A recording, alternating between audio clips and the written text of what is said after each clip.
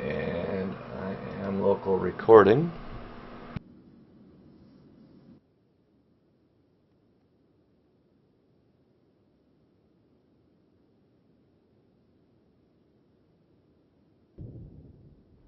Welcome to SithTalk, brought to you by Gattacar and Lanyard, bringing you news from Star Wars: The Old Republic and beyond. Join us now as we explore the universe and take down the Republic in a galaxy not so far away.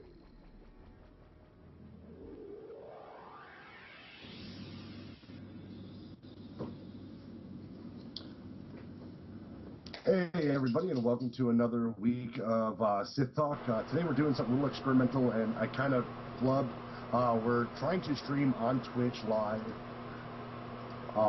through my Twitch channel. We may have a little bit of issue because, well, one, I kind of fucked up. My webcam is not working appropriately, so I'm kind of pissed off about that. And the video that we're going to be using is actually from my gameplay recently with my wife. So if you see items there, that's probably why. For some odd reason, I'm missing the logo. Oh well. But nonetheless, yeah, I know. Can't edit now. Yeah. And you're extremely but anyway, choppy. it's live, so I am. That's not good. Well, just keep going. It sounds like it's cleaning up. Yeah, it's cool. Well, the video is going to be choppy on that side. It tends to be perfectly fine on our side. So the audio recording may be of better quality than the video recording. Okay. Just tends to be the way it is. Okay. But this last week I've been really busy with posting my videos on YouTube, and of course being able to do the Name and Progress show. There's been a lot of decent news between the last episode and this episode that everyone's going to get a chance to check out. So I'm glad that we finally get a chance to catch up on news. And as always, I want to thank everyone for the continued support with Sith Talk and everything that we do. Thank you.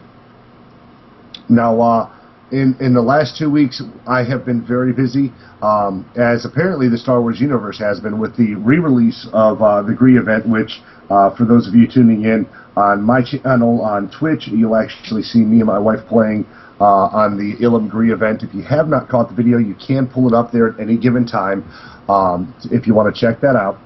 Now, as far as the game goes, on the Lanyard, you said you really haven't had a lot of time. Is that right? No, I didn't get much time with SWTOR.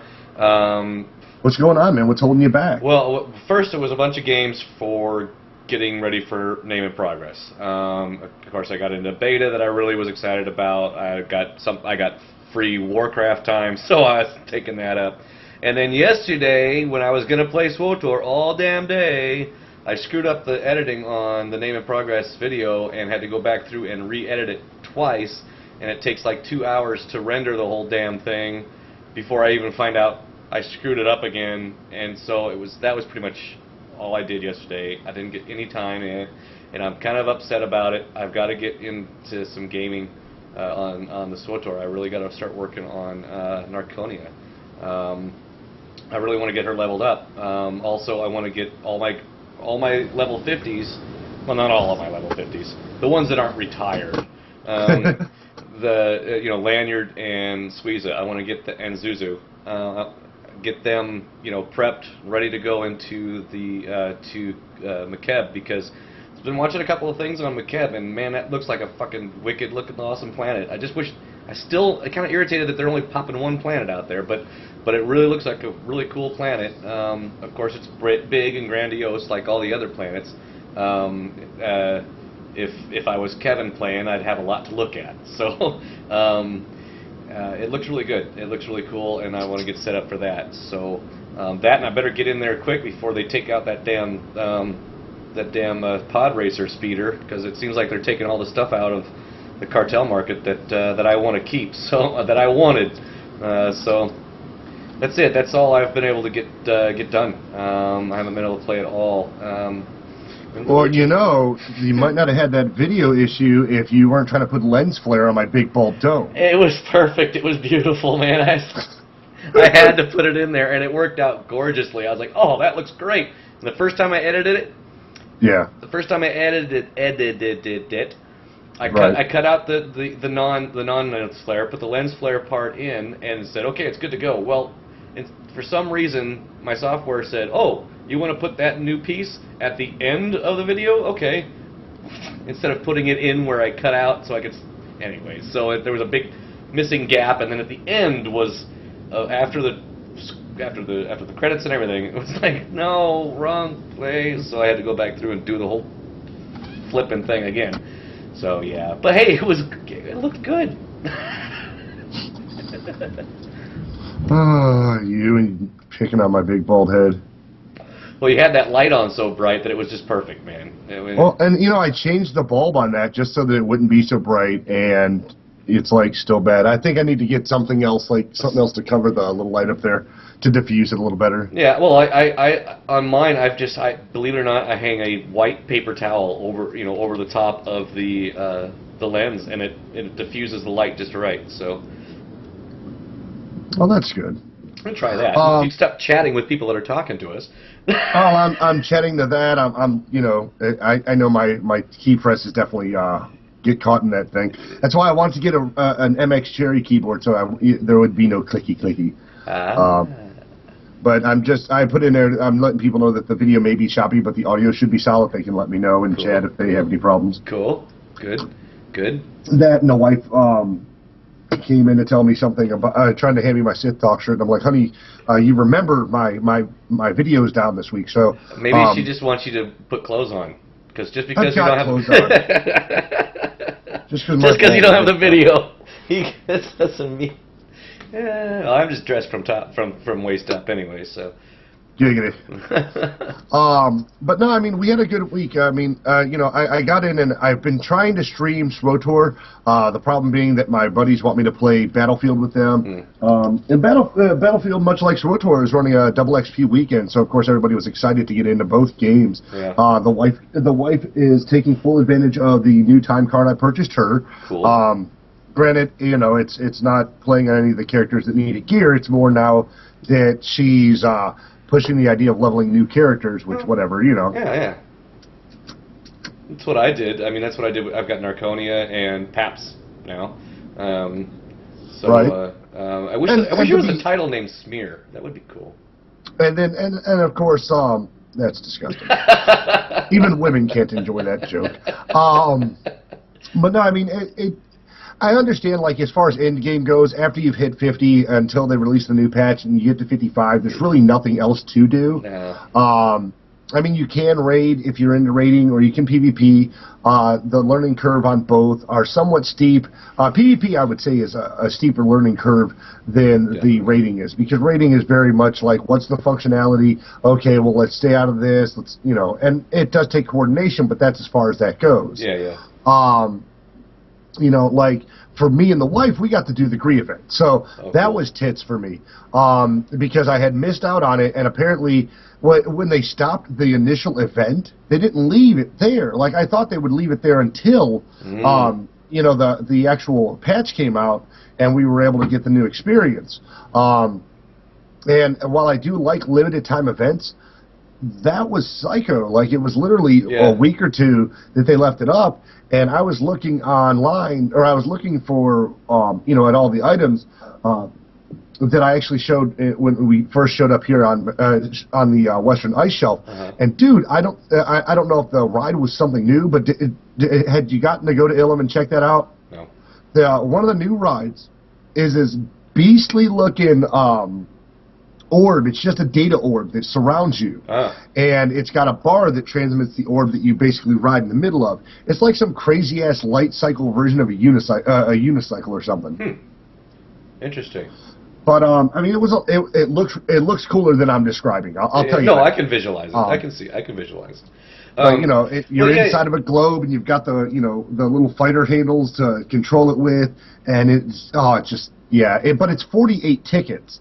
These Gree tickets that they utilize to unlock the special Gree items, as I use hand quotations as if you guys are watching me, derp. But nonetheless, You know, it was a lot of fun to go out there and do. The wife and I were trying to play. She was on Benson, and you know it wasn't a bad run. I mean, I got to see some new cool stuff. The craziest part about it is, you know how we had that spot on Tatooine that no one ever utilized, right? Yeah, 90% of the map, yes. Right. Okay, so we didn't utilize that back in the day. Well, no, I mean the one little PvP zone where it was open PvP. The smuggler's den. Right. Right. Well, they've replicated that in a micro form on the Western Ice Shelf. There's a power beam that you have to activate, kind of similar to the power beams that are in the new PvP battleground. Okay. Well, it's just a light spire. Well, you have to go and get this data collection thing, and it surrounds you with orbs, and you go there and you input it to the device, and it shoots it up to the degree. Well, in that little zone, everybody's flagged. You can only be in groups of 4. Okay, so that's kind of good. No 16-man gank party or 25-man gank party. Nothing crazy like that. No war parties. Right. So it's just smaller groups, but it's still a lot of fun. The wife and I got in there, and we're like, well, you know, I don't want to have to do this one mission in the PvP zone. Mm-hmm. Well, you don't have to. All but 2 of them. 2 of them are specifically marked as PvP, so it's a given. You know, it's going to be an area you're going to encounter trouble with. But when we went to do the exact same mission outside of the little PvP zone, because in the PvP zone they expect you to be in small groups, the mobs were a little bit lower difficulty. Okay. But when you did it on the other side, it was actually a lot higher difficulty. So if you can imagine looking at it from the perspective of you go in and you're expected to be with 4 people, but the mobs are really easy to kill. Okay. And then you go outside of that area where you're thinking, oh, well, I can, just 2-man this. The mobs are infinitely harder. Yeah, and they just pwn you. Right, and I think the idea of the thinking on that was that inside there, you're going to encounter people of the opposite faction or other people trying to kill you. So let's not make the mob something that you can't take down easily. Right. And then when you go to do it elsewhere, you're not expected to encounter people of the enemy faction, so you're expected to be focused completely on the mobs. So in other words, there's a purpose for the PvP in there. Yeah. Unlike the den. Yeah, when you're uploading the data, you have to have this data light, emanating from you, and only one person can click it at a time. So you're either trying to kill the guy who's already at the beacon, or you're trying to so that he can't cap the beacon, so that you can basically don't have to wait in line. I mean, there was a lot of line waiting, I'll be honest. We sat there for quite a bit of time waiting for certain things to come together, for waiting for our turn to get up there. But it was really fun. The only complaint I have about the new gear is it looks like someone decided that Star Wars and Tron should be one, because they're very much light cycle suits. Yeah. That's all I can think of when I saw those. Yeah, well, that's like the golden Citron suit or whatever that was on the market there for a while. Yeah. Yeah. The one that I wanted to get that they apparently have taken off, bastards. But what was it? We did that. We went and did the Gree event. It was a little shorter than I thought it was going to be. Mm-hmm. So I tried to talk the wife into doing the Ilum dailies, and she's like, "Yeah, I'd rather just jump on my Lobi." Right. I'd rather just shoot myself. Yeah. It's like. Excuse me. But one of the cool things as far as like getting our Lobis is she got me to play Hot Chocolate again. Yeah, I got to see a little bit of that Hot Chocolate. I didn't realize he was so big. I remember seeing Hot Chocolate, your first Hot Chocolate. He was a little skinny dude.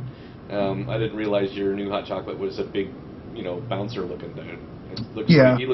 I wouldn't want to meet him in a dark alley. He might fall on you and you'll suffocate. Yeah, well, yeah. But at least I can outrun him. This is true. But I was playing on him, and then my wife's she was playing on one character, but she's like, oh, well, I want to go play on this one, so I had to jump on Perpigelium, which isn't a bad thing. I left off Perpigelium at like 15.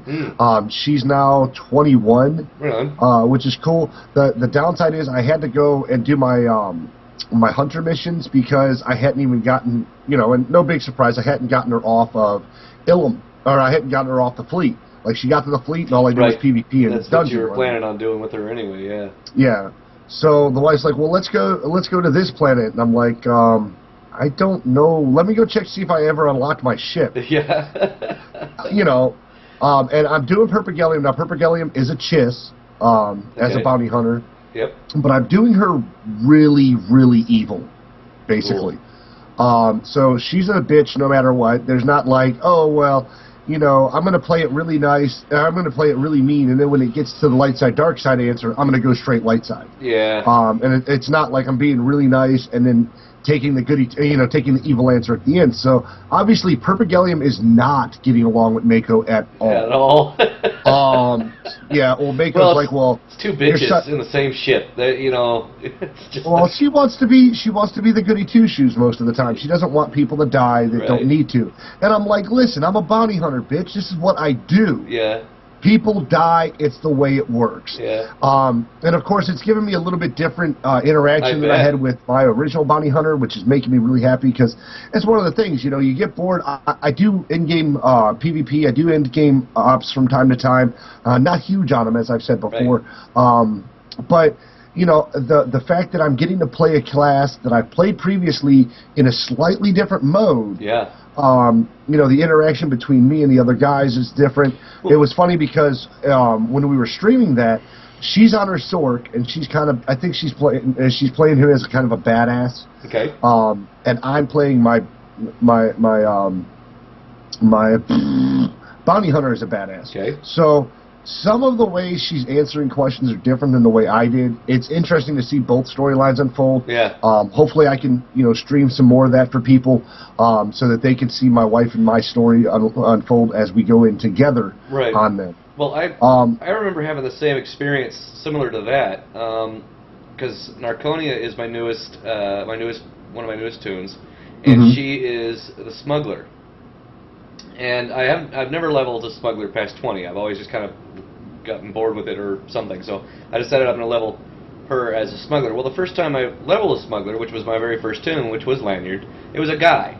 And you know, of course, you hit the smuggler quest. You go in, and there's the girl that's the girlfriend of the dude that steals your ship, right?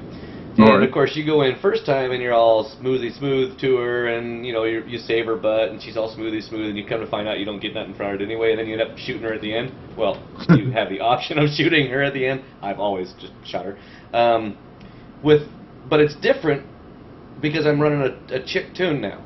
So the interactions are different. So I didn't save her, right? I go in there, and she's like, you know, these guys are bothering me, can you help me? And I'm like, how much money you got? You know, you're a bitch, you know, and it's like, you know, you just walk off, and she takes care of it on her own, you know, but she's like, I'm to remember this, and she was all mean and stuff. It's interesting, because then when you shoot her at the end, your companion, Corso, he sits there and says, you know, that's not, you know, if you're a guy and you shoot her, you're like, man, we don't treat women like that on our, you know, blah blah blah. And I shot her this time with my female chick, and I got a completely different response. So she, oh man, you're cold, Captain, you know, that type of thing. I was like, that's weird. So it is kind of cool. I know exactly what you're saying. It's a completely different story even from male versus female perspective, because I'm still going, you know. Well, and actually with her, I'm just kind of going, she goes both ways. So, yeah, it's just interesting to see the different sides of the story. So that's pretty cool.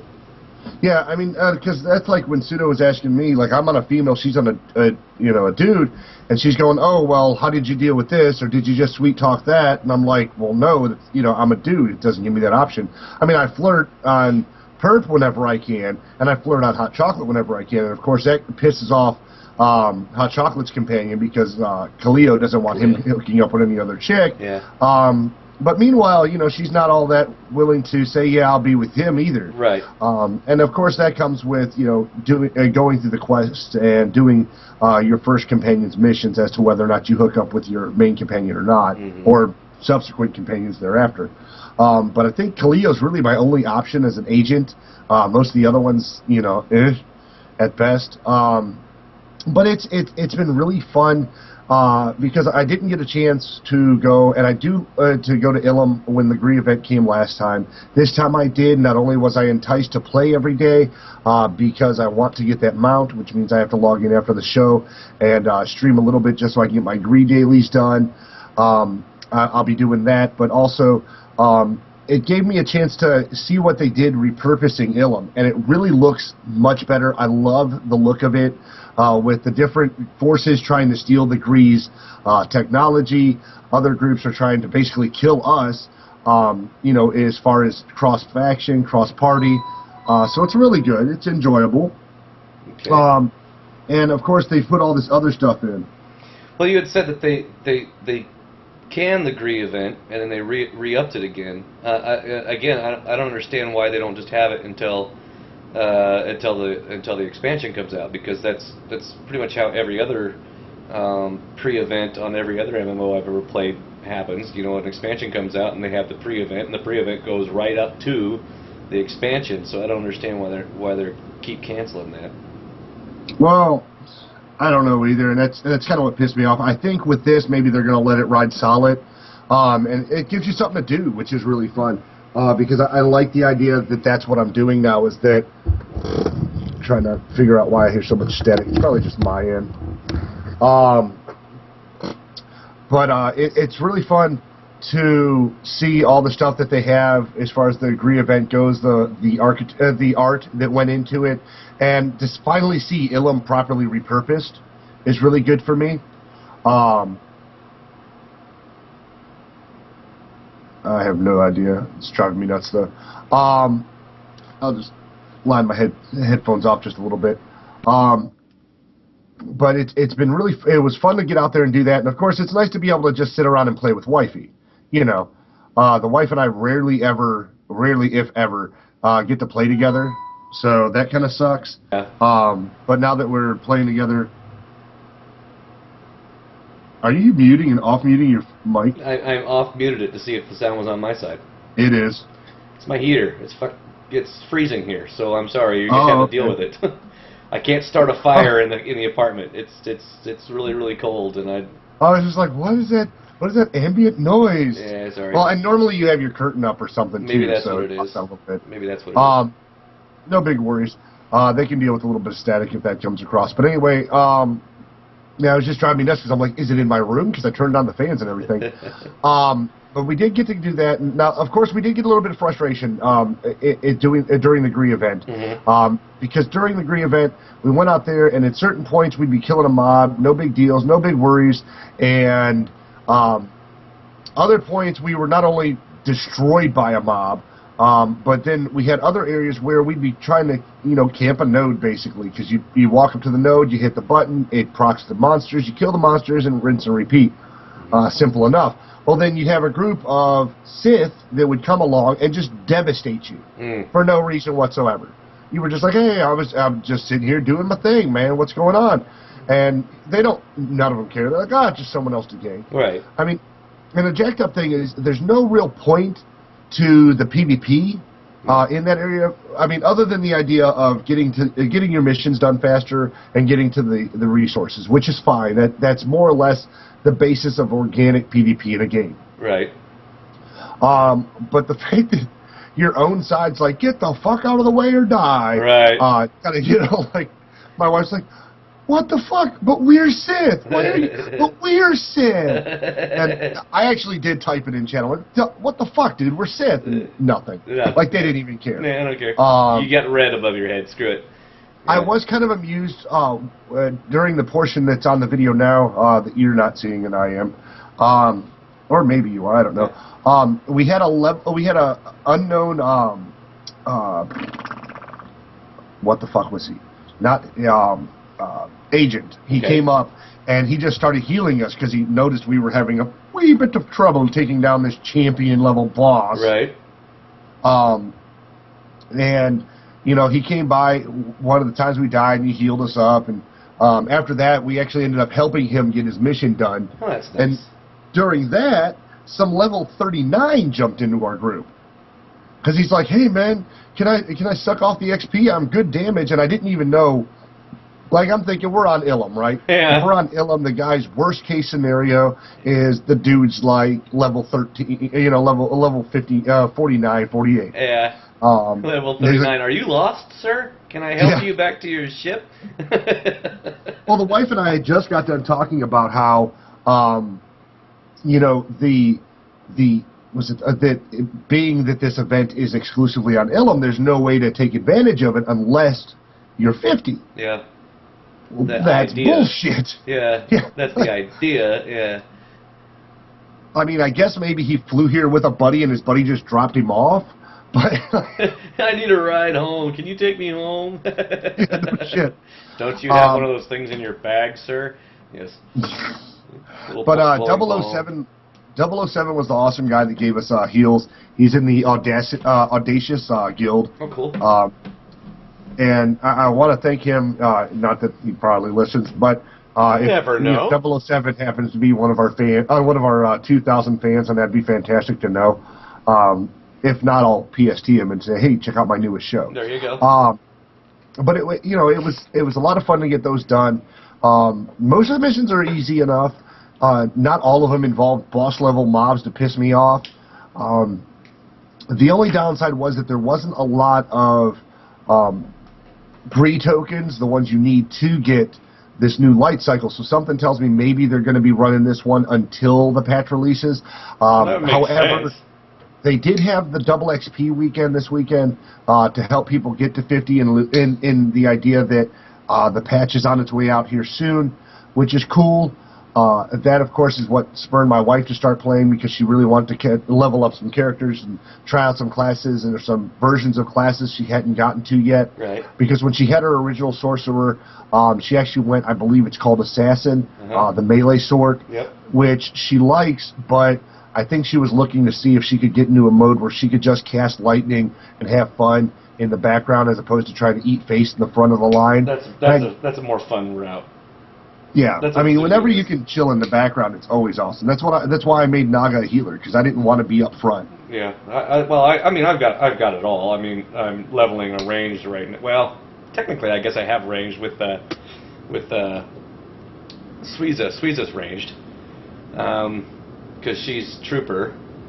Right. So that's my ranged, and of course, Lanyard is an in-your-face bounty hunter, so he's tank, and then. Zuzu, I guess, is my caster. I just don't have a healer. I mean, really. I mean, there's what's his face, Atum None, but I can't play him. You know why I can't play him? Because right now I got to level him up. I got to get him out of the gear he's wearing. The gear he's wearing makes him look like he should be on the top of a fucking wedding cake. It looks it's like, what the hell? Where'd you get your mom's dress? Why are you wearing mom's dress? You know, it's terrible. Looks like he's wearing a wedding dress. It's horrible. But anyways. But let's see. You know, the only, I don't know. I like playing on Hot Chocolate. I definitely like the double XP, although he was sitting in tons of rested anyway. Oh, nice. But it was nice to get him leveled up. I think I got him like 1, maybe 2 levels while we were playing, and then the wife decided she wanted to play on Edward, which is her. Yes. She always comes up with these fucked up names. Well, she used the only alt code she knows to get the name Edward. Oh. She was having trouble thinking of names. She's like Kevin, where she's not super creative on thinking of names. I just go to the kitchen. So she went the Twilight route. I usually go to the kitchen to find names if I can't come up with something. That's how I got Paps. You know, I come up with random shit. It's the way it works for me. Or I do the, I'm going to spend 12 hours looking this shit up on the internet to find a name that I really want. And then I'm going to type it in, and it's going to say, name unavailable. Oh, it does now, man. That shit's coming up with a name now is really actually kind of difficult. Yeah, it's damn near impossible. Yeah. And it makes me want to go back to the well on some of the names I have on my main server, as opposed to the one that I set up for my Twitch TV server. Well, on my screen here, you've got Brutus's video that we finally got up. I finally got it edited together and thrown up here for. So that's what you guys are watching on the YouTube. And his character is named Maggie, Magie. I mean, try getting that name. I mean, yeah. It's not going to happen. Well, the first person to use Maggie on a server probably had 2 Gs. Well, maybe, maybe. But no, I mean it was a lot of fun to get on, especially to play Perpigillium. Perp is a advanced pyro, so not the tanking, but there's still tons of flame burst and shit going on. So she's right up front most of the time, and to be able to get like I think 6 levels, I think I got the other day, was pretty ridiculous. I mean, I'm going back and doing drum and cost missions. We literally blew through Belsavis, strictly doing the Belsavis missions. We were on Nar Shaddaa. I'm like, hun, we may actually need to start doing some of the real Nar Shaddaa quests. She's like, I don't wanna. Yeah. But you get off of Nar Shaddaa at like 2021, and I'm already 20. So, 2 or 3 missions and. Yeah, you get through your class line and you go straight to Tatooine. Although the wife was saying in chat there was a guy who literally went to Drum and Koss during the double XP event, and I don't know if he was using the little tag, the little bonus XP bumps, the experience boosts. I don't know if he was using that, but I do know that the wife said he went from landing on Drum and Koss, doing all the missions on Drum and Koss, and ended up level 27 before he left. His experience was slowing down quite a bit after 21. I doubt it. I mean, to get to 27 on the planet that's literally supposed to take you to like what 17? Yeah, maybe 15, 17. That's insane. Well, it's just doing every mission on the planet though. Yeah. I mean, you do have to imagine after a while, because the way the questing is set up, that at a certain point you get to see you would see a massive reduction in the amount of XP you get from the missions themselves, but all the mob kills and stuff is still there. Maybe.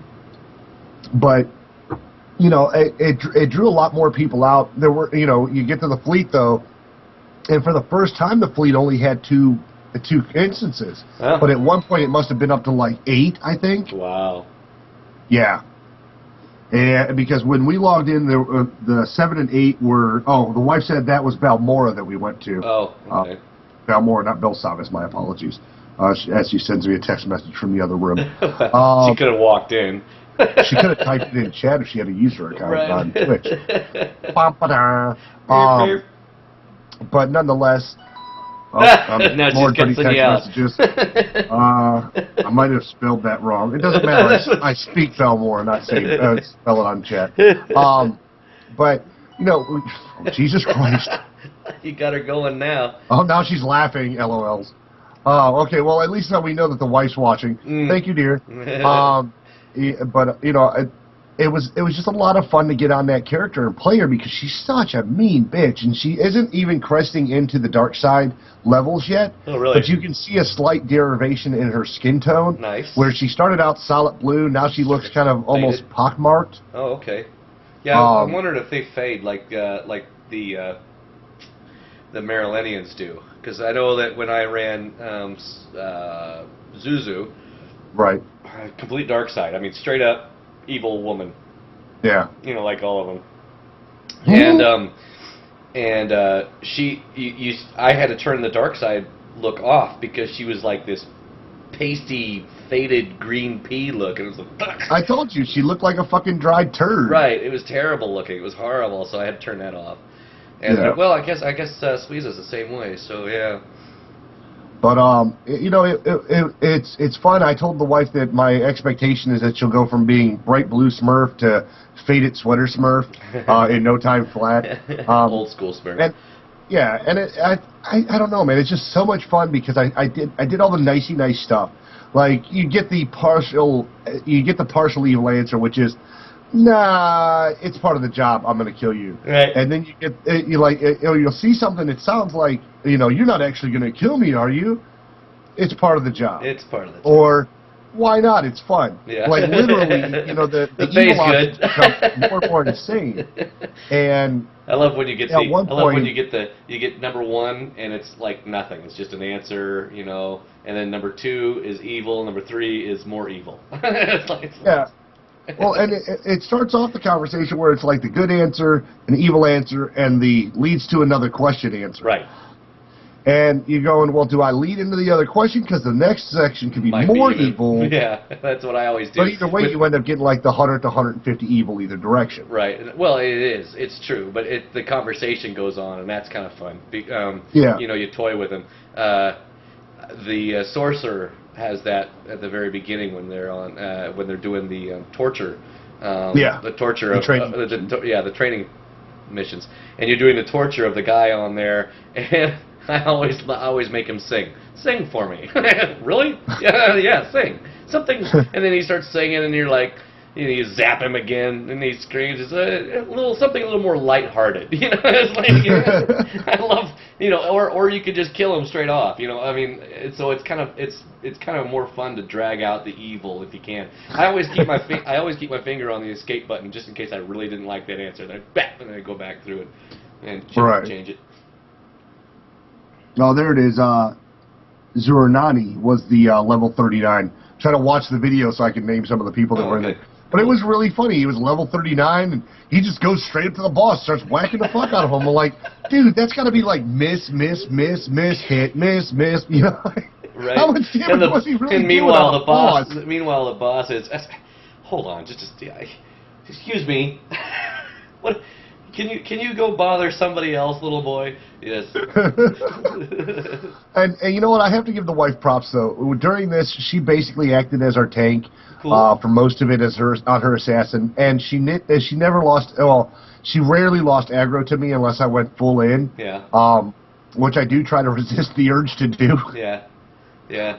You know, but she was doing a good job trying to tank, and I was, you know, doing little backup heals. So I'm actually thinking she should have rolled tank on her assassin. That probably would have been a great run for her to do. Yeah. She's proficient at it. I just think that, like most of us who end up rolling a tank, she doesn't like being right in the boss's face. Like you've seen from making videos of what we do in our ops. You know, what's the video? It's literally a guy facing a boss. All you see is nutsack. You're right. like, ah! You know? Yeah.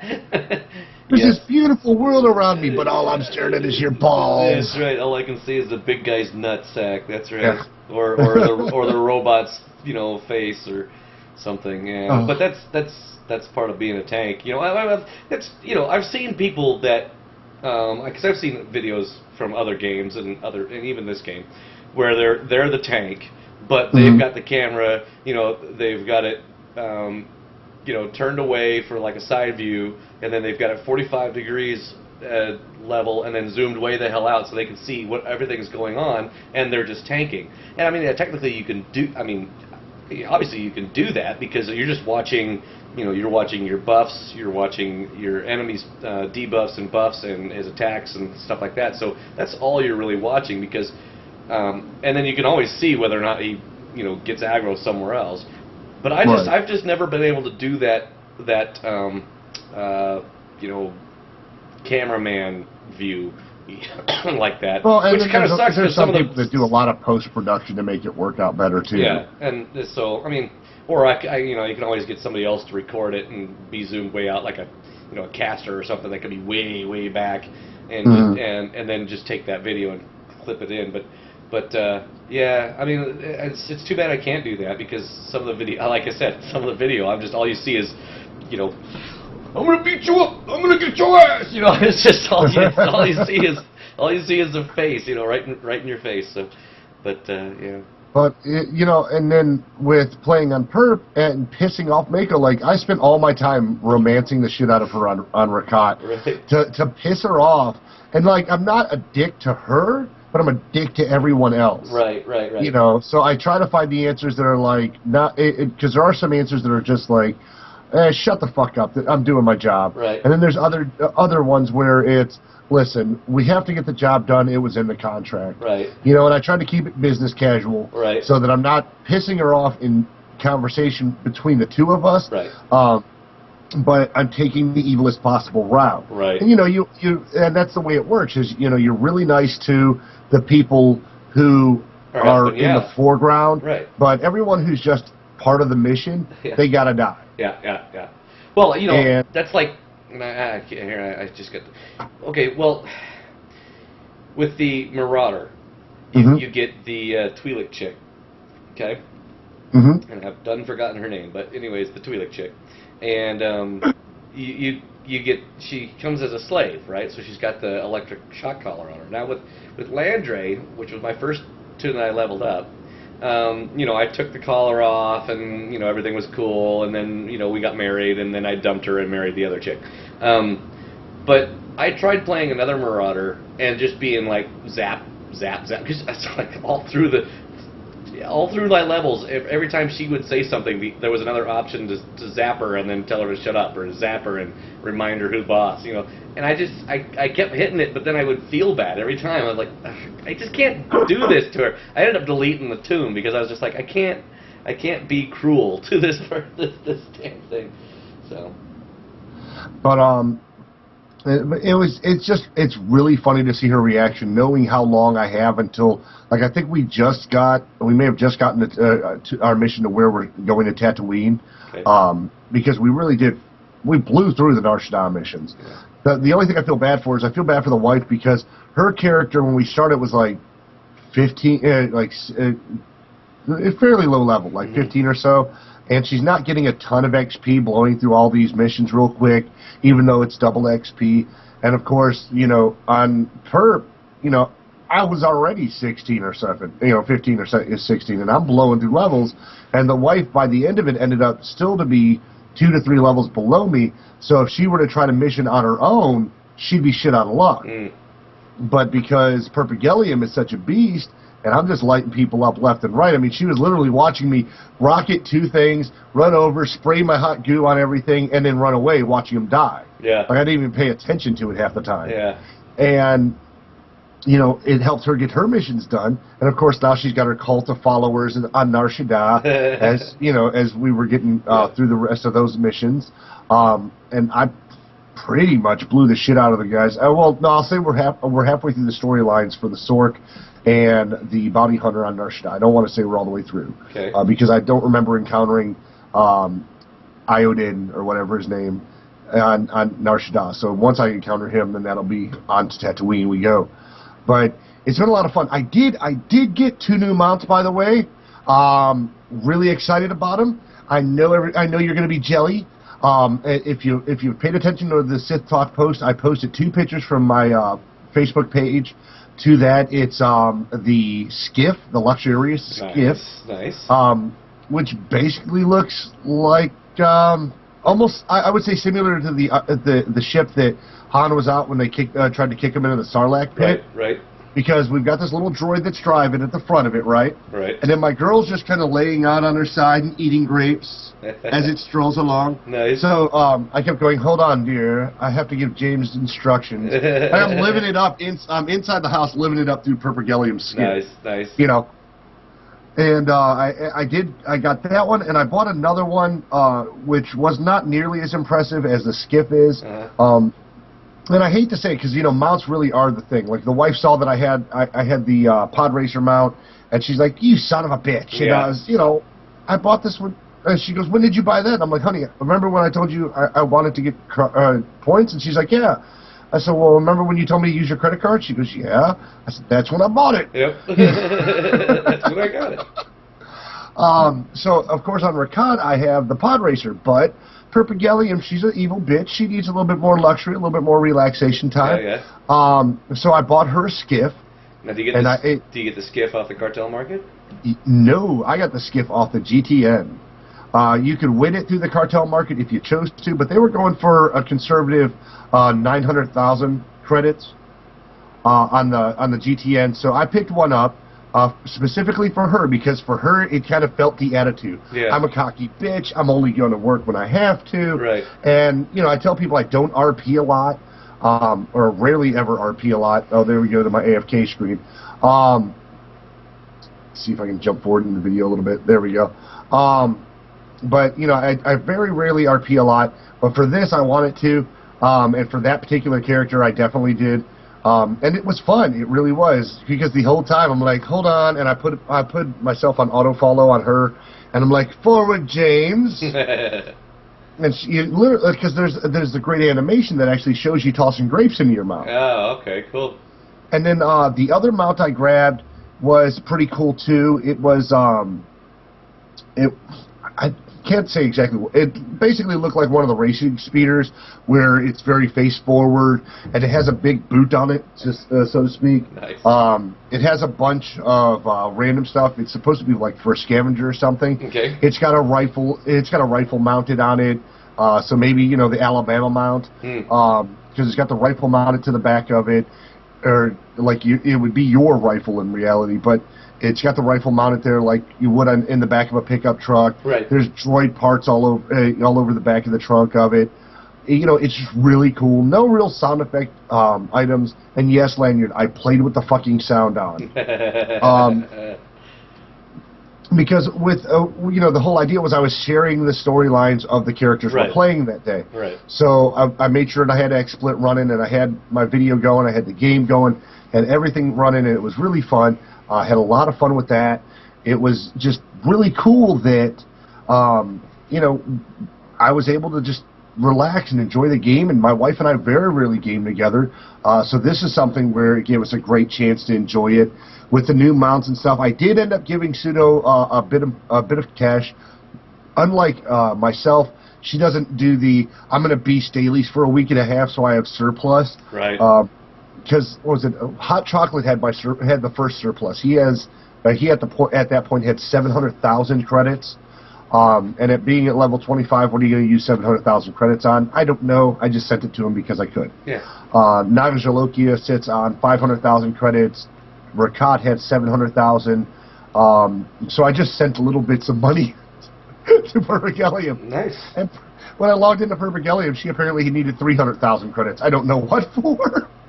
Level you never know. Barely off Hunter. You never know. You never know. I mean, you know, it's just, you know, it's carrying around cash. You know, yeah. It's around the fleet cash. Right. You never know when you run into a trader who has a little extra goods you could get for them. Right. You never know. But you know, to get those two mounts is really cool, and I kept riding around like, I know you're jelly. I know you're jelly. No, I'm not. Shut up already. But it was great, you know, and you're riding around, and there are two different versions of the skiff.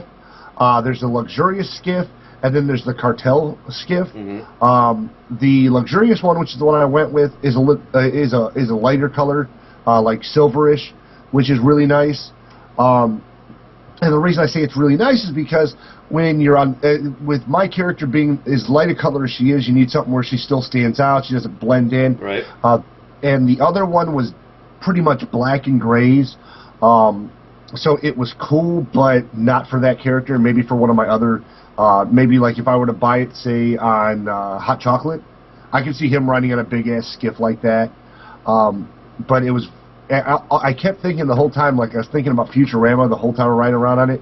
Looks like the Gluttony bot. Oh, okay. Yeah. You know, the little gold bot. Yeah, okay, yeah. so I'm just making sure the little bot that dumps grapes in his mouth. Yes. Yes. I've seen that, yeah. Okay, fantabulous. Well, it looks like that, only with a skinny chiss on top. So, okay. Definitely was fun to do. I don't know. Hot Chocolate would need something like a speeder, like it would have to be like a long speeder, you know, Mm-hmm. and him sitting like maybe 3/4 of the way back, kind of in a little two-seater, kind of kicked back a little, maybe with a white top on it and having a gold, you know, like a big 70s Cadillac. That would be more Hot Chocolate style, you know, and it'd be like. I can definitely see that. As it roll by, you know. But I'm hoping to get that green mount on Rakat because, man, I mean, okay, the skip is awesome to be luxurious and cool and shit. But that round mount, man, that thing, you look like a human bowling ball. It's nice. Hilarious. Nice. One thing I will say, and I don't know if it's by design or by default or what the deal was, but the drops were ridiculous on Ilum. Yeah. Every time we turned around, there was a blue or a purple light glowing. Wow, really? We must have picked up 15 or 20 customizables the entire run, and that was, even more bank, Yeah. And then, of course, while I was on Ilum, I started off driving the Pod Racer, but then I remembered I had the Christmas mount. Gotta ride this. Yeah, you gotta ride the snowblower. And I was like, this is perfect. It looks like snow shooting out of it as opposed to smog. Yep. So, I don't know, so much fun this week in SWTOR and in the time that we've had. Cool. But there has been an ass ton of news. Uh-huh.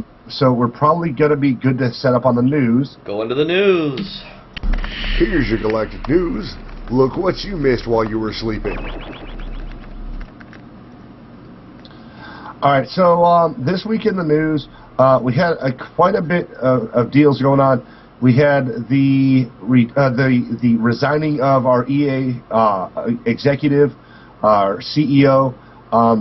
Let's see, trying to find the snippet. It says EA wants to thank John for his contributions since he was appointed CEO in 2007, especially the passion, dedication, and energy brought to the company. And Mr. Prosps is the guy taking his place. But he was with the company for quite a long time. Unfortunately, he is now gone, which may or may not be a bad thing. Can't really say at the moment. One thing I found interesting was the launching of the article that EA believes in freemium is in the future. It says, "Are we ready?" The article that I pulled from SWTOR Strategy says, "Are we ready to play games with paid upgrades in the way? Are we free to play games with paid upgrades the way of the future? What happened to the days when you go to the store, buy a game, then own it outright, all of it, the full versions of it, and play it as you choose?" Which I can't argue with. I do kind of miss the idea of buying a game and then having it, lock, stock, and barrel. It says some said that SWTOR would be the last pay-to-play MMO, and even has now gone free-to-play-ish. We've argued this one before, right, so I won't do it again. Of course, many question how free it actually is when there are so many restrictions that you need to pay to unlock. This is what many call freemium gameplay model. If you ask EA, Electronic Arts, freemium is where it's at. They have no clue. According to the article that was originally on GameSpot, freemium business model is where things are going, according to Electronic Arts president of Mobile and Social Studios, Nick Earl. Speaking to GameSpot sister site, CNET, which is one of my favorite websites, about the launch of Real Racing 3. The executive plan, the mobile game, explained that the mobile game has been a big success due in part to its business model. Maybe that's definitely one opinion. Yeah, maybe it's maybe it's successful because the game's good. I don't know. It says that's one opinion of it, but Earl is not the first from EA to praise this payment model.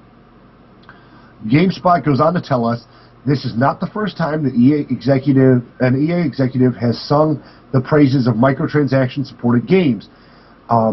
EA Chief Financial Officer Blake Jorgensen said last month that consumers are enjoying and embracing microtransactions, and that it is a business model business model will be built in more and more of the company's games moving forward. Scares the shit out of me. Sorry, I lost my thingy here. There we go. Bong. Bong. All right. Before that, let's see. Yep. There it is. Before that, EA Chief Operating Officer Peter Moore said that he believes microtransactions will be in every game in the next 5 to 10 years. And I love his analogy. I don't agree with it. It's just so terribly stupid I can't even begin to tell you. But here it goes. He likened the business model to the clothing store, The Gap. It's free to me. It's free to me to walk into The Gap in my local shopping mall. They don't charge me to walk around there. And he said at the time, I can walk into The Gap, enjoy the music, look at the jeans, and what have you. But if I want to buy something, then I have to pay for it. How do you even compare those two, dude? Well, that's why he's the EA Chief Operating Officer and not a game player. Oh my God, it's so preposterous. Yeah. Oh yeah, I can go to the store and oh yeah, I might be able to enjoy what's there, but who the fuck? I can look at it. Yeah, who the fuck says? Oh well, I'm just gonna buy. By the way, we do have one of our viewers in. By the way, we'll say hello. I did. I said hello to Dog. Dog is our UK guy. Are you sure this time? Yes, Dog is the UK guy. Ward is our PA guy. So I got it. Okay. I think I got it this time. Okay. It says, I'm not sure if I completely... the article goes on to say, I'm not sure if I completely agree with the story analogy. No. Doesn't really make sense. Right. And it's completely 100% there. But I get where they are trying to go with this. They're saying they give us a game to look at for free, and if we really want to enjoy it, we need to pay for what we want. I'm not sure that gamers would be completely opposed to this in games if it were presented as such from the start. What makes gamers angry is when we are promised a free game, then are nickel and dime to death to get what really makes the game fun. Exactly. I agree with that guy. I mean, 100%. See, freemium might be the way of the future, according to EA, but I expect it just might be the death of some game developers who try to use this as their moneymaker. Mm-hmm. A concept that might really take off is advertising within video games. Would you play a game with ads if it meant you could play for free? What if the ads were subtle and more easily ignored, like Facebook ads on the sidebar? Right. Rather than getting a pared down version of the game, you have to pay to upgrade. What if you could get the full version of the game for free, and all you had to do was tolerate in-game advertising? No. Well, no, because the way they would do it, they wouldn't just put it somewhere unobstructed. That freaking advertisement would pop up every couple minutes randomly in the middle of your screen, and you would have to click on no thank you in order for it to go away. In the meantime, your freaking character's getting fucking run over, mauled, destroyed, whatever. No, I think the best free-to-play version is having microtransactions, yes. But having this freemium shit where, SWTOR's or EA's game microtransaction model, no. Yeah. In other words, do like every other free-to-play game is out there. You are free to play the entire game. But, you want to look fancy and have some special suit? Well, then you can pay for it. Or in the case of the game that I was recently playing, you want to have, extra C extra stuff? You got to pay for it. You want a fancy mount? You got to pay for it. You want a pet? You want to pay for it. You want extra, you want experience boosts? Pay for them. Yeah. Those basic game content, I don't think should have a premium to it. Ever. No. Because I joked with people before. I had a boss when I worked at GameStop that came from Lane Bryant and was trying to give me advice on advertising video games, something I grew up with, my bread and butter, the love of my life, right next to my wife. They're literally parallel. That's how much I love playing games. And it's terrible and my wife's going to kick my ass later, but it's the truth. Yeah. This guy's saying that walking around the mall and looking at jeans in the fucking Gap is anywhere near considerable in the way of, how playing gamers a video play. game. How gamers if play. That's right. If that's the case, then by and large, Minecraft without any of the add-ons is freemium. Yeah. I can walk around. I can look at the landscape. You can log into SimCity whenever you like to, and just look. Just look at the land. Look at the land. Go visit other people's cities. Look at that. You know what that we have that in the form of live streams. People can watch every game that we play. Right. You know, that's not what people want. They want something where it's interactive, it's constant, it's fun, and it's the game you developed initially. Right. Guess what? His stupid freaking gap analogy, which is just asinine, shows his ignorance. It would fit more to what you were just saying. I can go to Twitch and I can watch people live stream the game for free. But if I want to play the game, I gotta buy it. Right.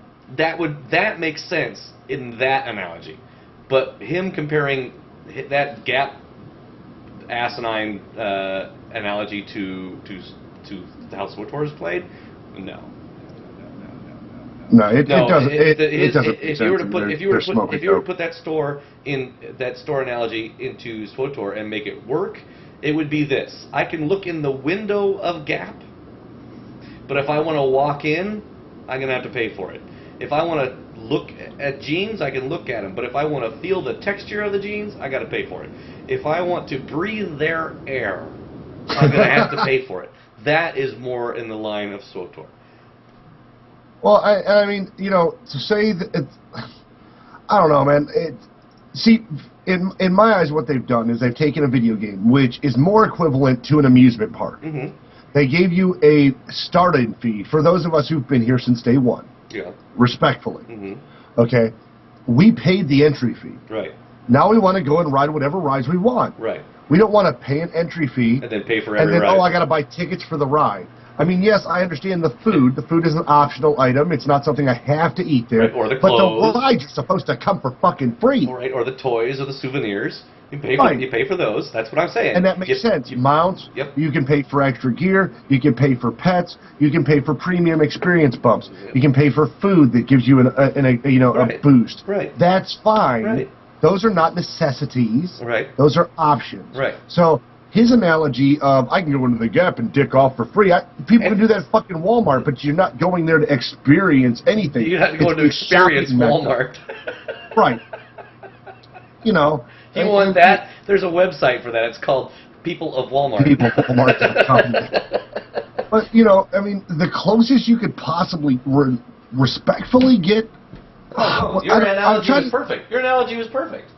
It was perfect. But, I mean, his analogy makes no sense. It's like saying, well, I can go to the coffee shop for free and smell the aromas and stare at the fucking wall, but if I want to drink coffee, I've either got to lick it up off the floor or catch a half-empty cup or buy it. Yeah, buy it. Oh, what the? Yeah. This isn't Spaceballs. We shouldn't have to buy canned air just so we can breathe on a spaceship. Right. Well, no, that's true. Shit. I mean, yeah. Man. You know, I need to take a quick break. We're going to stop from the news. What? We're going to stop from the news and we're going to go into Pseudo's episode. Oh, I hate to do that while you're running around. Yeah, because considering you never gave me some Pseudo. Considering you never gave me Pseudo's episode again. Oh, you're kidding me! Fuck. Well, then I'll just keep shooting the shit while I transfer that over to the right file. Yeah. Well, it's not going to matter because I can't put it in. I can't put it in XSplit without stopping it. So, well, yeah, I can. It's just a mess. It's just. We'll blame this week on Dado. Well, that'll be a nice change of pace. Yeah, well, I mean, I fuck up so many other things. There's a reason we don't have video for me, and there's a reason my live stream's laggy, and blah, blah, blah. Blah, blah, blah. Yeah, go ahead and drop that in. That'll be transferring over there in a minute. Okay. But, no, it drives me nuts that this underwear salesman is trying to tell me how my video game should be. Yeah. You know, and I understand he's super powerful CEO of who gives a flying fuck. But the fact of the matter is, he doesn't obviously understand the subject matter or the people who are absorbing the subject matter. Absolutely not. Like, I'm totally fine with it being sort of free to play because I'm paying to play. Right. I was enjoying myself to a certain extent because I enjoy the storyline. But see, his analogy alludes to the idea that you're not even supposed to explore storyline without it. Right. And that's stupid. You know, you go into the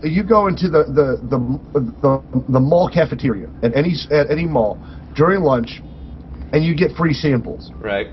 It doesn't cost you Hello, anything everyone. to go there, This is Pseudo, your and galactic you get a librarian. free sample of this and Returning a free to sample of that and a free sample Star of the Wars. other.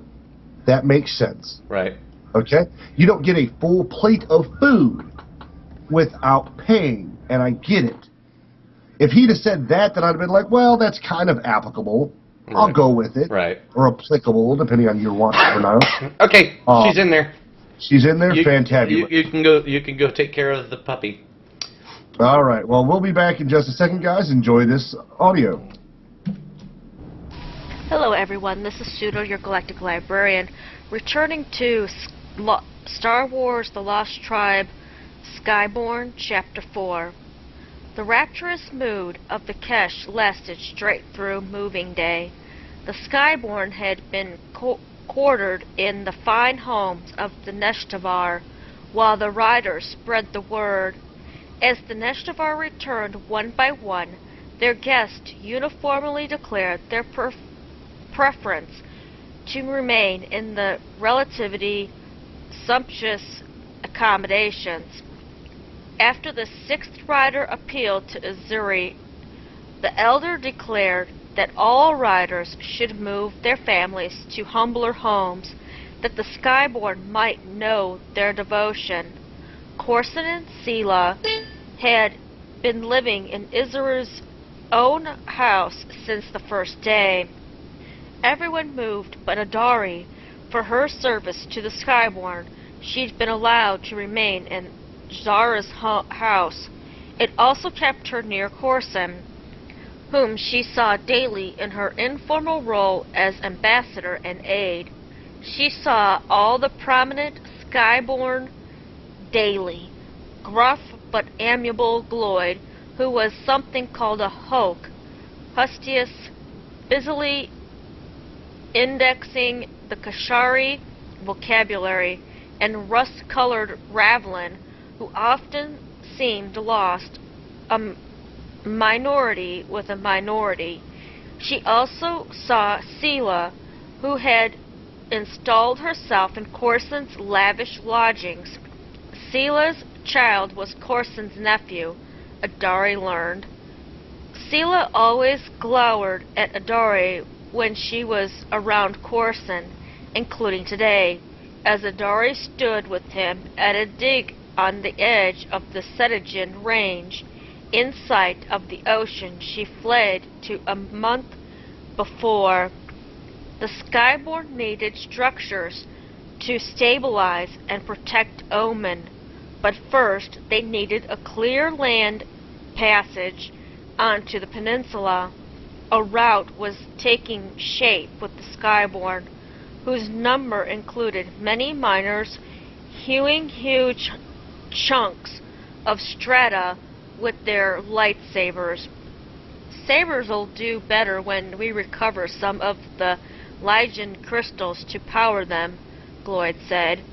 Corson presented a rock sample to Adari. Granite. The efforts were not for her, of course, but she'd always wondered what was below. Now she knew. You were right after all, Corson said, watching her study the stone. She hadn't mentioned her conflict with the Neshtavar, but she'd been anxious to confirm her theories with someone who knew. Volcanoes did form new land, and the mountains of the Cetagen range weren't volcanoes. Well, granite did come from magma, they told her. It was formed far underground over the course of eons. That was why its rocks looked different from the flamestones. I don't understand half what my miners tell me, Corson said, but they say you could easily help them if you weren't helping me. Corson began speaking with Gloyd about their next project, a dig to find metals necessary to repair Omen. Adari started to interject when she saw Sela orbiting. Adari shuddered as the woman passed from sight. What had Adari done to earn such hatred? She's not staring at me, Adari realized. She's staring at Corson. I saw you, Adari blurted to Corson. What? I saw you a second time on the mountain that day. You threw something over the side. Corson turned from his work, he gestured, and Gloyd stepped away. I saw you throw something, Adari said, swallowing. She looked down at the ocean, crashing against the cliffs. I didn't know what, until you sent me to return to the village. Corson stepped warily toward her. Adari couldn't stop talking. I flew down there, Corson. I saw him below on the rock. He was a man, she said, like you. Like me, Corson snorted. Is he still there? She shook her head. I turned him over to look at him, she said. The tide swept him away. Corson was her height, but as she shrank, he loomed. You saw this, and yet you still brought the Neshtavar to find us? Adari froze, unable to answer. She looked at the rocks far below, so like the ones farther up the range. Corson reached for her as he had before, and drew back. His voice softened. Your people turned on you to protect their society. Okay, everyone, that's it for this week. Tune in next week for the continuation of Skyborn Chapter 4. And we're back. Yes, we are. Yes, we are. As I switch screens laggily. But I want to apologize. I actually had the video up on my side. I finally found the part where I logged into Perpigillion and tried out all the different rides. Uh-huh. And I got this one. It looked like, it's supposed to look like an Airtech speeder. It's all black, and it's got this spinal cord running up it. All I kept thinking was, it looks like a veiny cock. That's wrong. So what were you apologizing for? I was apologizing. I'm going to apologize to the viewers on the YouTube channel because not only did I not have Pseudo's stuff ready, so we were a couple switches back and forth, but when I got there, I realized I hadn't had a video set up for it either, and the background for the video. So I want to apologize for the all of a sudden stuff starts showing up in the screen and whatnot. So, but that should happen. But it'll be there next time. But yeah, there was a whole bunch of different mounts. I was just hoping to get to the portion of the video where I'm riding the skiff. So in other news, of course, we had an email that went out to almost all EA users that was kind of interesting because it offered you, if you decided to jump in and try out Star Wars right alongside of your other EA Fantabulous games, that you would be able to get this specialty battle droid mini pet. Of course, it says before April 1st, which I hate when people do April 1st because I was raised on April Fools. Right, I was raised on World of Warcraft, where April 1st was a joke day, and they say that and it pisses me off, and I don't know why, but I'm always expecting to get some kind of bullshit thing going on. But nonetheless, they've got a mini pet that's basically a little battle droid. He looks cute.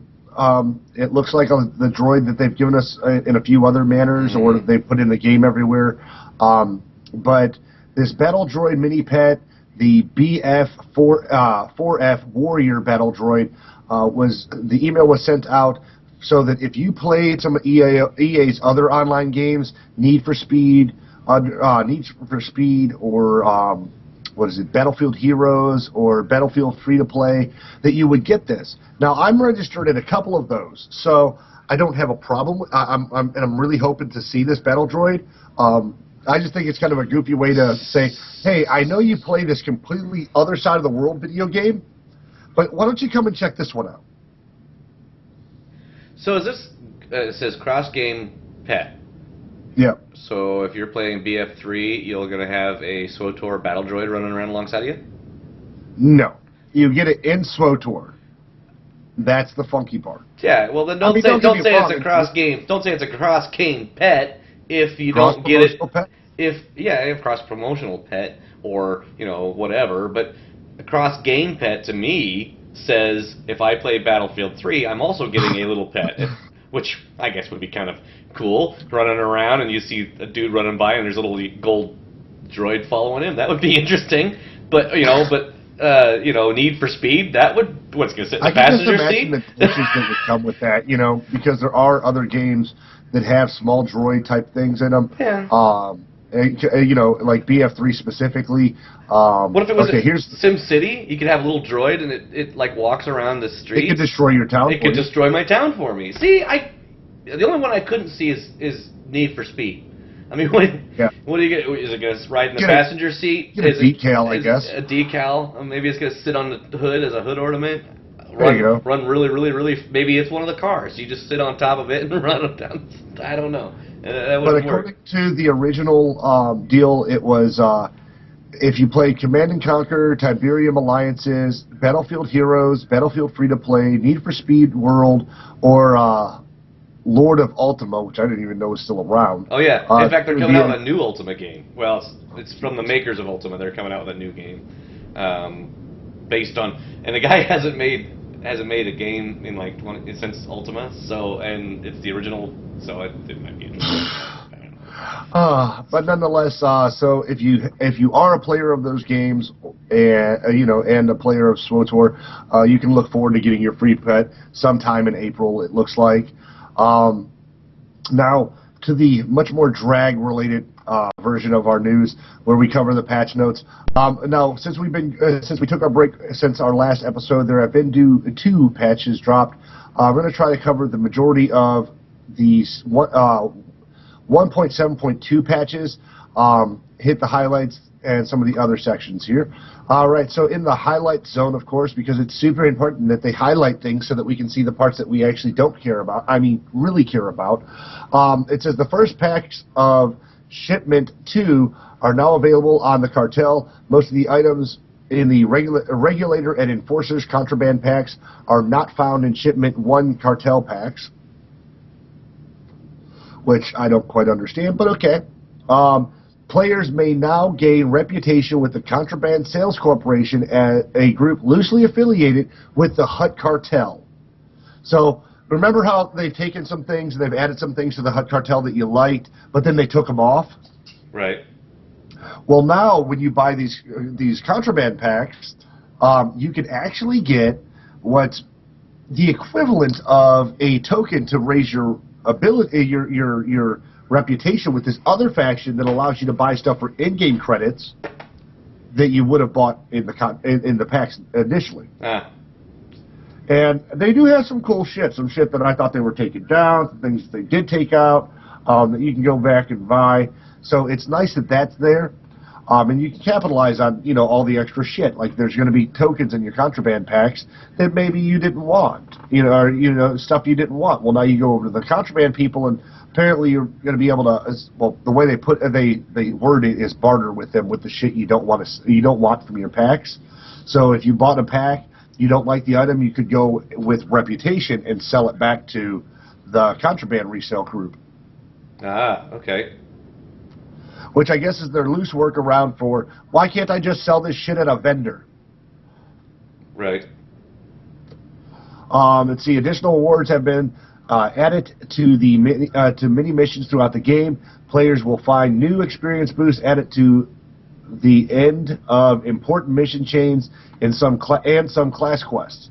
Of course, the XP boost may or may not be provided to you, because I've experienced this myself, if you don't have a paid account. So, kind of questionable. The new vehicle reward that I was telling you about with the Gree reputation vendor, the Blue Sphere. The Blue Sphere is an adaptive mount that requires legend rank with the Gree. Okay. So hopefully they are keeping the Gree around for the duration until 2.0 drops. I did not see anyone with it yet. I'm sure that people are chomping at the bit to get it. Once again, really cool fucking mount. Additional rewards have been Also added to space missions, including experience boosts and weekly passes, useful for free-to-play players. So they're finding ways to try to entice us to go ahead and do our space missions, which is good because nobody likes space missions. Right. Adjusted reduction to experience gains for free-to-play and preferred players. There will no longer be a flat reduction applied at level 10. Instead, the experience reductions will begin at level 12 and gradually increase to the original flat rate at level 20. So people are actually going to be able to get through 2 planets before they're completely removed from having proper XP. So kind of a bump. Like I said, I'm really not big on this idea that we're juicing their experience to make them buy the damn experience gains. But, you know, I can pass on that for the fact that there are worse problems that come from it anyway. Free-to-play and preferred players no longer have a lower cap on the amount of commendations they can accrue compared to subscribers, which commendations don't matter. You rarely ever get to the 1,000 cap or the 5,000 caps that they put on it anyway. The new contraband pack. Let's see, a new contraband pack. The Regulators contraband pack is now available on the cartel for 160. And then, of course, they have the Enforcers pack for 320. Obviously, doubling your chances at the goodies. They did have something that it kind of blows my mind, and I'd love to meet a single person that actually buys these things. Right. In bulk. 24 Enforcers contraband pack has been reduced temporarily to almost 7,000 credits. We're talking almost $70 in cartel coins. Like, if you're paying that much for it, why? I understand some of the stuff is really cool. I bought some of the stuff off the auction house, but damn, that's just damn. Mm-hmm. Let's see, new weekly discounts, all weekly passes, Warzone, Flashpoint, Space Mission, and Operations are now discounted by 25%. Long Sportster is now discounted to 25%. The Destroyer Armor Set discounted 25%. The Sand People Pillager Armor Set is now discounted 50% at $720. So for $8 you can get a new item. Of course, we know that they removed the I Love You Pet and the It's a Surprise Jawagram. And apparently what pissed off Lanyard prior to the show was they removed the gold scaling armor set. Yeah, that's a cool looking outfit. They also removed all level 43 chest pieces, but most of the items that I found that I'm seeing in this list are actually available at the new group's little kiosk there. The Contraband Resale Corporation. So some of these items can still be gotten, just not through the cartel as they were. So now it's just with regular credits, like it should be. Some of them, yeah. Let's see. They permanently reduced the cost of the medical droids by to 400 cartel coins. I think there were 500 before. The description of the Convert Energy Armor now explains that they are invisible. Let's see, changed the rarity level of several cartel items. As far as yeah. So does that make them more rare? If they change it to rare, does it make it more rare? I don't know. Is it rare or is it just sort of rare? Did they make purples blues? Did they change the math on it? Like, nothing really says there for sure, but whatever. Let's see, the Preferred Access Bundle now has a bullet point that references the specific type of display title customization available. That doesn't make any sense. The Preferred Access Bundle now has a bullet point that references the specific type of display title customization available. Yeah, I don't get it either. So I'll have to jump on my free-to-play account.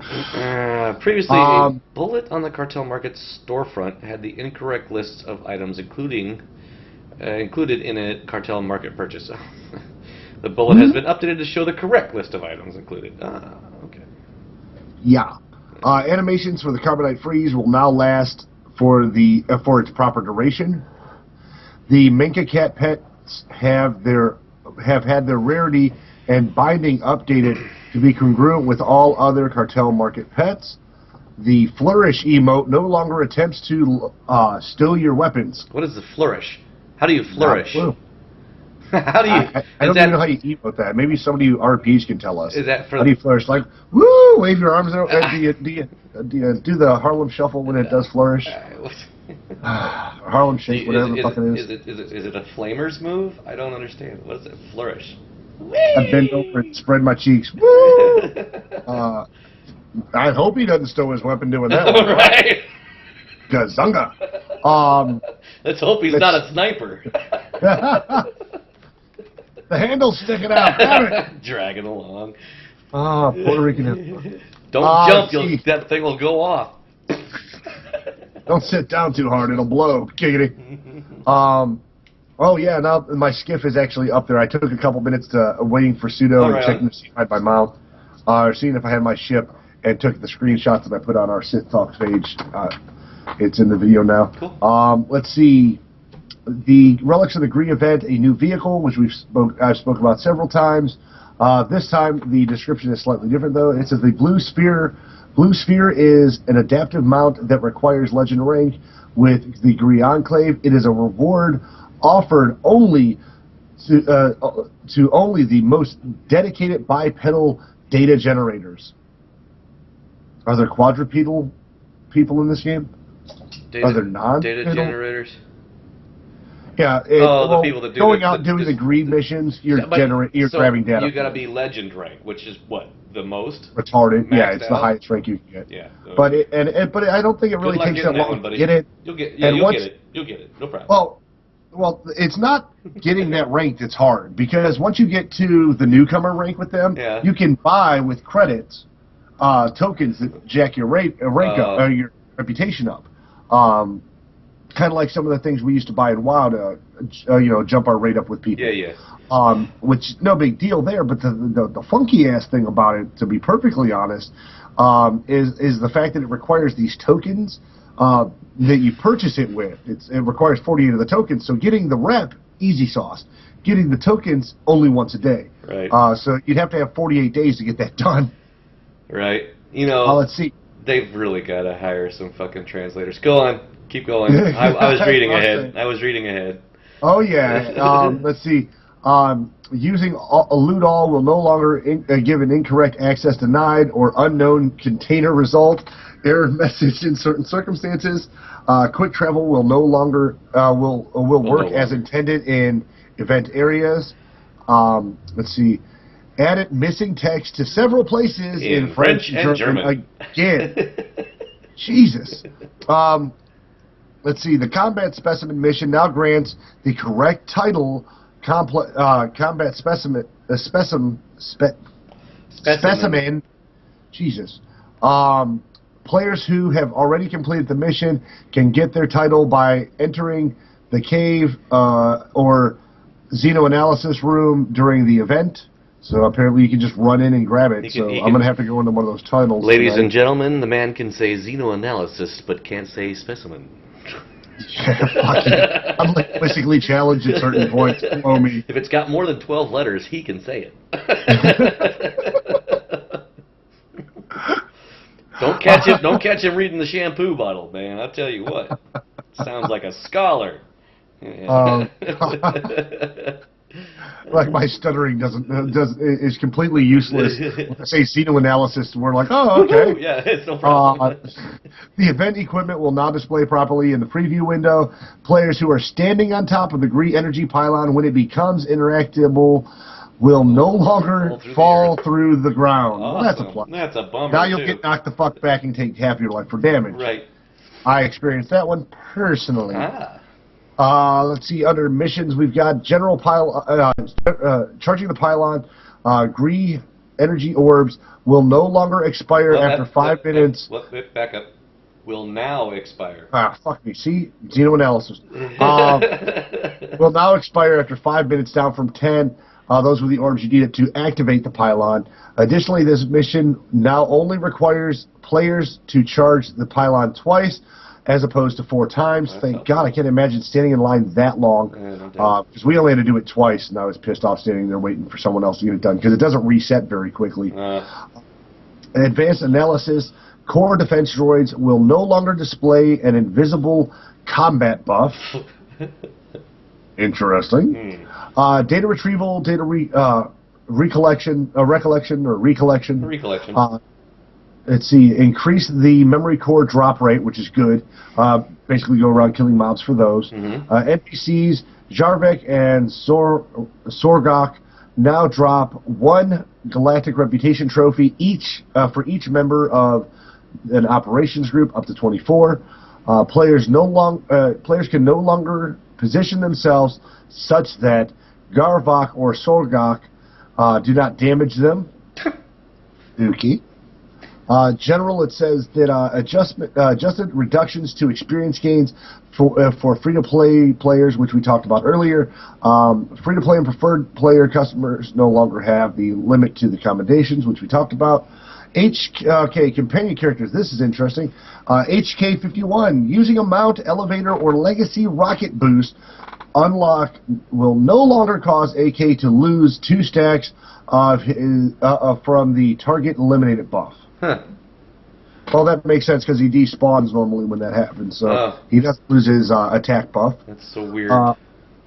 It's so weird. It's so weird. So weird. God. Under flashpoints and operations, Terra from Beyond corrected an issue that prevented players from using the Force Leap on the grappling tentacles. Okay. I don't think... I've done TFB, but I don't remember anyone Force Leaping onto him, so it's okay. Under Legacy... Stay away from the tentacles. The testicles. I mean tentacles. Oh, my God. Why are you Force Leaping onto the testicles? Jesus. That's disgusting. It's just not right. I'm still thinking Force Leaping onto a grappling testicle. I mean tentacle. What? It just sounds like Asian porn. Legacy. Galactic Reputation. Players may now gain reputation with the Contraband Resale Corporation, a group loosely affiliated with the cartel. Of reputation trophies for this organization are now available in the contraband packs, and the new vendor has been added to allow players to capitalize on this reputation. Well, I'm glad we have a vendor so that we're not just capitalizing on dick reputation. Yeah, like the hydro people on WoW. Yeah. Whatever those water people were. I'm maxed out. What can I get? Congratulations. Yeah. Shake of the hand. Right. Have a good day. They give you 1 quest, and then you just gotta freaking farm the hell out of it. Anyways. Let's see. Companion characters can now equip gear earned through Galactic Reputation, which is always good. Always want to gear them up. Yeah. Now, if it was seen on all of them, it'd be even better. Whatever. Although, thinking of that, wouldn't it be nice to get, like, the invisible set and then put it on Mako or one of the hot chicks? Or if you're a chick, on one of the hot dude companions you have? Because... No. I mean, you still don't see much. You see underwear, but... It's a sports bra and boy shorts. It's not even boy shorts. They're shorts. They're like... what's sad is... They're not even colorful. If they were at least colorful, it would be okay. But no, I mean, come on. No. You actually unlock more graphic nudity by putting on some of the dancer outfits on the women. Right. Do anything else. Right?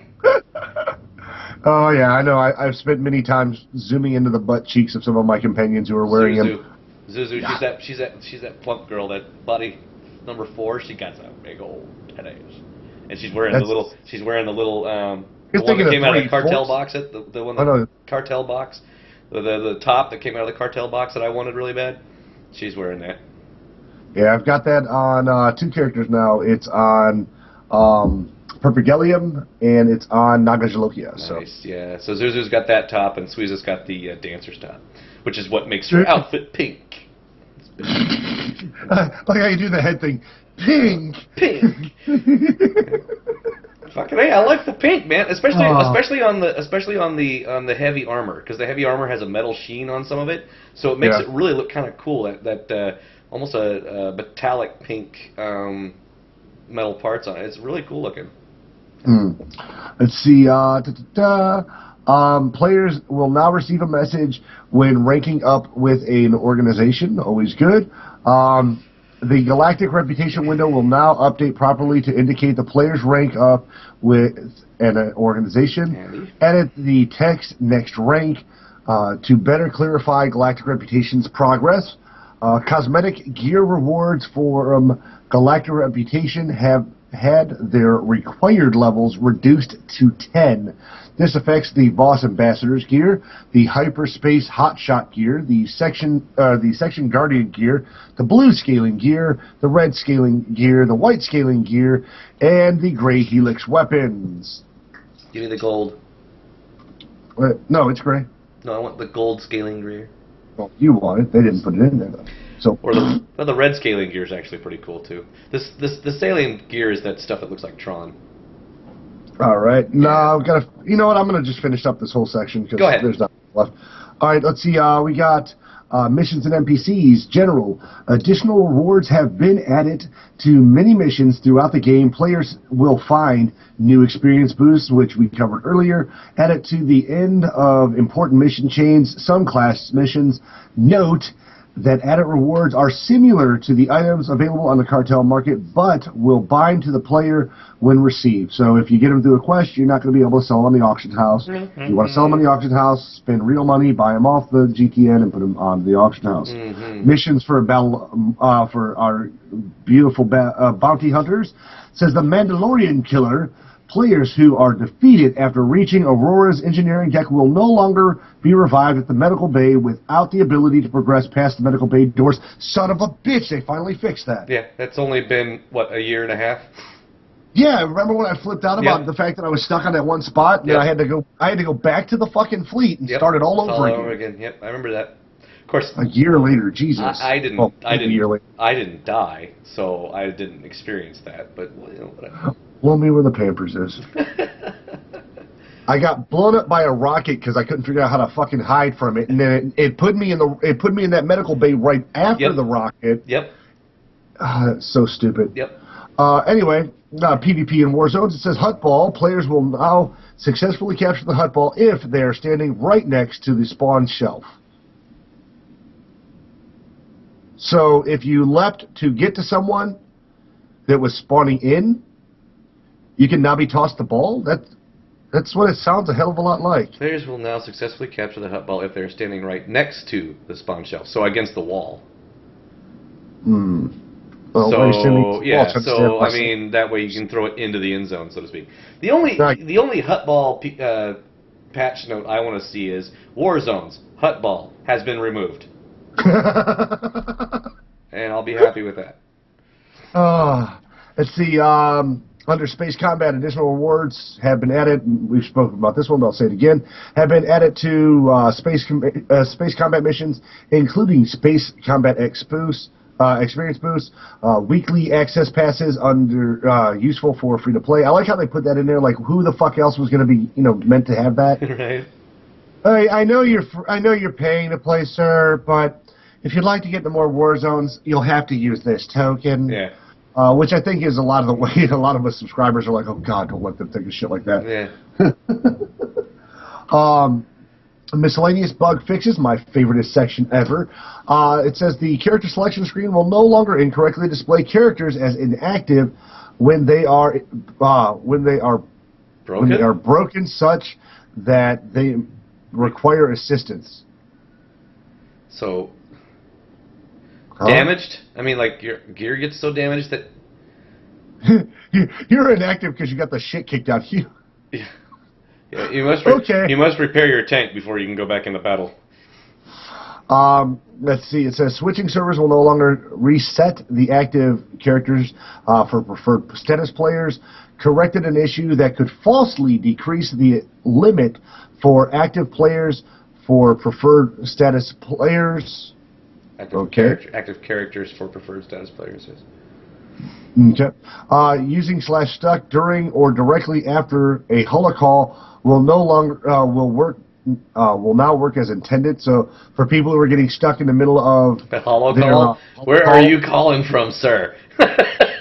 Calling from inside. I had to get up on this rock because I didn't have a connection. I got AT&T and I walked into a valley. Can you hear me now? I'm stuck. Can you hear me now? Can you just Well, help wait a me minute. get out of the hole? If he's stuck and he's using the hollow, isn't that why he's using the hollow call? Help me! I've fallen and I can't get up. Please, let's stuck, see. sir. Expired mail messages will now be removed from mailboxes appropriately. Okay. As Corrected opposed to several missing. There should do you- pin you over. yeah, right. How are they? You have mail, asshole.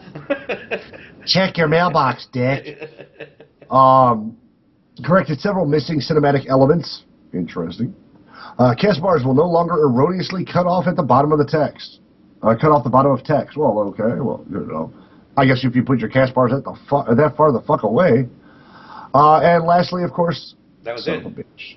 No, there was That was it. Yes, but there was another patch. Well, that one you already read. That one. That's the end of that patch. I didn't read the first patch. 1.7.2.8. No, I didn't. You read that prior to the show. Oh well. 1.7.2.A patch notes. Character gift packages will no longer will now contain the correct items when granted to digital deluxe and collectors players. Characters who were granted incomplete gift packages after patch 1.7.2 can contact customer support to get their shit back. Right. Which is funny because if you think Unless, about it, of like, course, you're a free-to-player, which you can't contact them. So. yeah. Well, that's the point, though. You're buying digital, so you're technically a preferred status player. That's true. Yeah. Character gift packages. Oh, like the crap that you get when buying the this stuff. stupid little camera that's great for taking screenshots, and the training orb that you can never target right. Right, you can only target enemy players with. Yeah. Yeah, the long spur stab. The hollow dancer that was really cool until they fixed it for PvP. Yeah. I like the idea that you could like summon it and it would just work and it looked like a person. It didn't look like a hologram and it was right. targeted. How did you do that? I forgot. It was like, you would dance. You just slash dance with it. Slash dance with it, and it would turn it into a real person, a real Twi'lek dancing. Yeah. I want to be a real Twi'lek. Well, let me dance with you, honey. But you know, I don't know. That wraps up the news. The news. Yeah. I don't know. I've had so much fun streaming the game. I did have fun making the wife jelly because, of course, I have my rockety boots, and now I have the skiff. So either way, I was traveling faster than her and complaining the whole time. Why don't you have riding skill? Why didn't you buy it in your legacy? Oh my God, you're so fucking slow. Let's go. And then because she was significantly lower, she was 14 when we started our group, and I was 18. You cradle robber, you. Indeedly do. You could have you could have took some of that money off of Purple Gallium and just got her this upgraded speeder run. I did eventually because I got tired of her magically aggroing anything in the vicinity. it was downright dumbfounding. You don't realize how big aggro is. How are you aggroing? You're aggroing shit from Tatooine and we're on Nar Shaddaa. How the hell is it possible? I'm telling you, dude, it felt like that sometimes because I'm like, honey, where are you? I pulled. That's it. I'm not taking you shopping anymore. Forget it. I pulled. Son of a bitch. And of course, if I had been on my operative, or when I was questing with her on my operative, I would sap something and then run past it. And then just sat past, she'd be slow, so she would, and I'm running through cloaked, Mm-hmm. It was just a whole lot of fun. But I did have a great week this week, and I hope everybody enjoyed the show. Myself, I really want to get to more games. The nephew wants me to play Battlefield tonight, so I'll probably do that, although today's supposed to be indie game day. Tomorrow, for those people picking the show up on Wednesdays are going to be my World of Tanks Wednesdays. Nice. And possibly War Thunder. I haven't decided if I'm going to stream that one or if I'm just going to play a little bit more before I start streaming it. I should just give you my account and you go play World of Planes and see if you like the difference. Well, I could download that one too. It was, but I'll save that for our Name in Progress podcast. There you go. Yep. But I do have a lot of games to play.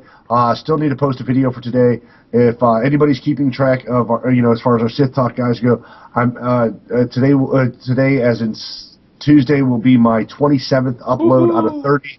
So I'm almost done with that. Thank God. The hard part about that is picking games that I haven't played before, right, and then picking one that I think would be conducive to a 10 to 15 minute video, right, as opposed to a full-on live stream. So, nonetheless, guys, we thank you for joining us today on Sith Talk.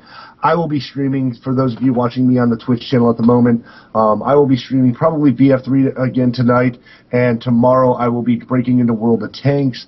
Thursday, I am hoping to get a full day of indie games in, because I found, oh dude, after the show I gotta show you, have you watched my Adventures of Shuggy video? Not yet. Oh, that one's tits, dude. But yeah, check out that video after this show. But guys, thank you for joining us. I am signing out. This is Dadakar saying I got shit to do. And we'll see you in the pit. Damn Skippy. Thank you again for joining us here on Sith Talk. Lanyard and Dat look forward to talking with you next week. Remember to follow us on Twitter at SithTalk, or stop by our Facebook page at facebook.com/SithTalk. And of course, our Gmail is SithTalk@gmail.com. This music brought to you by freeplay.com. And remember, peace is a lie. There is only passion. Through passion I gain strength. Through strength I gain power. Through power I gain victory. Through victory my chains are broken. The Force shall free me.